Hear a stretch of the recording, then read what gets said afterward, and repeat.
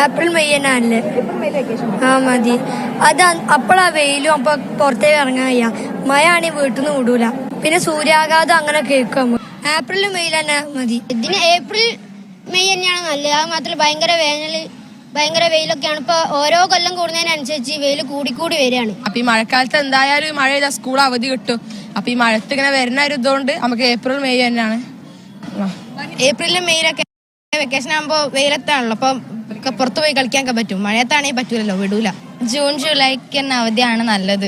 കാരണം ഒരുപാട് ലീവ് കിട്ടിയിട്ടുണ്ട്. ഇപ്പം തന്നെ പോർഷൻസ് ഒക്കെ കംപ്ലീറ്റ് ആക്കാണ്ട് ഇങ്ങനെ ഈ റെഡ് അലേർട്ട് കാരണം പിന്നെ സമരം ബന്ദ് എന്നൊക്കെ പറഞ്ഞിട്ട് ഒരുപാട് ലീവാണ്. ഹോളിഡേയ്സ് ആവുണ്ടല്ലോ ഇപ്പൊ ഈ ജൂൺ ജൂലൈയില് മഴ കാരണം.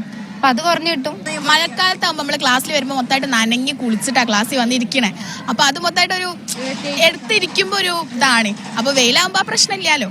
ജൂൺ ജൂലൈ ആക്കണല്ലേ എനിക്കതാ താല്പര്യം. അല്ല, അത് പിന്നെയും കുഴപ്പമില്ലല്ലോ.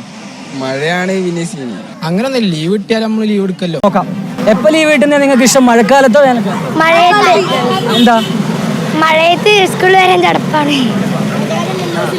വേനൽക്കാലത്ത് ലീവ് വേണ്ട? ഈ സമയത്ത് മഴക്കാലത്ത് കൊടുക്കുന്നതായിരിക്കും നന്നാവാ. ഇപ്പോൾ കുട്ടികൾക്ക് മഴക്കാലത്ത് വരാൻ ഭയങ്കര ബുദ്ധിമുട്ടൊക്കെ ആണല്ലോ. അതുകൊണ്ട് മഴക്കാലത്ത് ഏറ്റവും നല്ലത്. നല്ലതാണ്, നല്ല കാര്യം. ആ കുട്ടിക്ക് മഴ കൊണ്ട് രാവിലെ വരും, മഴ കൊണ്ട് എല്ലാം ഒന്നും വേണ്ട. നല്ല അഭിപ്രായം. മഴക്കാലത്താകുമ്പോൾ ഒരു അപകടങ്ങളും ഓവർ ഉണ്ടാവൂല. വെള്ളത്തിന്റെ എന്താ നല്ല അഭിപ്രായമാണ്.